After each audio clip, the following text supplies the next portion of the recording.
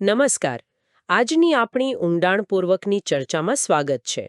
આજે આપણે દહેરાદૂનની એક એમ કે સ્થાનિક બુટીક આધેણની બુટીક કલેક્શન્સ પર વાત કરીશું.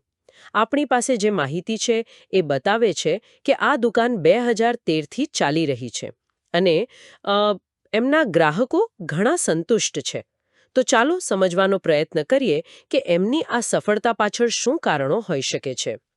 સ્ત્રોત મુજબ એમનું મુખ્ય ધ્યાન સોદો પતી ગયા પછી પણ ગ્રાહકોના સંતોષ પર રહે છે.